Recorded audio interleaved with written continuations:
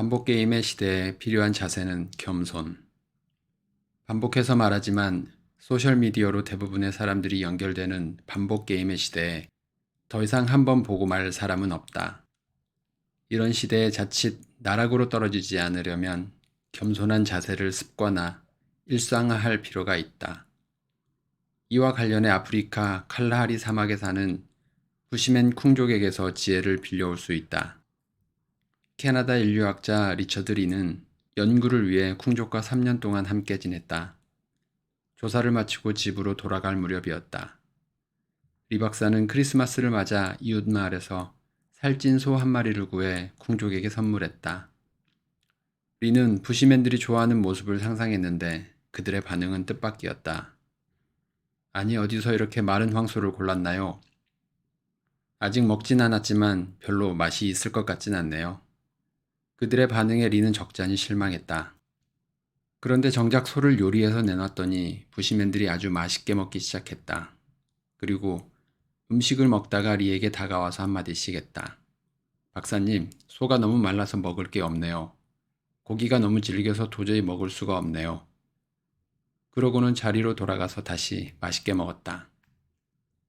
리의 작업을 도와준 토마조라는 부시맨이 그 황당한 광경에 대해 설명했다. 그들의 그런 표현은 교만해지는 것을 방지하기 위한 부시맨들의 독특한 문화에서 비롯되었다는 것이다. 예로부터 쿵족은 공동체 의식을 중요하게 생각했다. 그래서 칭찬받을 만한 일을 한 사람이 자만하지 않도록 칭찬 대신 폄하하는 말을 건네는 풍습이 생겨났다. 가령 큰 짐승을 잡아온 사냥꾼이 으쓱거리며 자기 때문에 부족 사람들이 배불리 먹게 되었다고 이야기하면 공동체 의식에 금이 가고 만다. 그래서 사냥에 성공한 사냥꾼은 스스로 오늘 사냥은 망쳤어요. 나는 사냥에 영 소질이 없는 것 같아요. 라고 말하면서 위장된 겸손을 떤다. 이런 문화에 익숙한 쿵족 사람들도 그런 말을 들으면 오늘은 배불리 먹겠구나 라고 짐작한다. 그리고 사냥해온 고기를 먹으면서 정말 뼈다귀만 남은 걸 잡아왔네 라며 핀잔을 준다. 쿵족이 주고받는 말은 진심이 아니었다. 모두 이런 핀잔이 농담이란 사실도 안다. 그런데 이런 농담이야말로 쿵족이 지금까지 살아남을 수 있었던 비결이다. 토마조는 이렇게 말했다. 어떤 사람이 너무 많은 짐승을 잡으면 그 사람은 자기가 마치 추장이나 대단한 사람이 된 걸로 착각합니다. 다른 사람들은 하인이나 자기보다 못한 사람으로 여기기도 하죠. 그렇게 되는 것을 그냥 보고만 있으면 안 돼요. 우리는 잘난 척하거나 교만한 사람을 절대 그냥 두지 않습니다.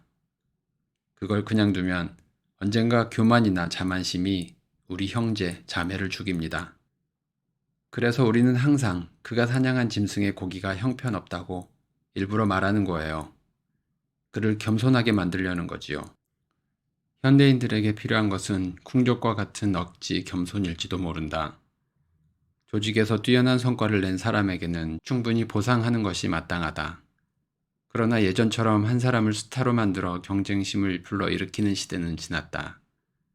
성과를 낸 사람은 스스로 겸손할 줄 알아야 하고 조직은 소모적인 경쟁을 경계해야 하는 시대가 됐다.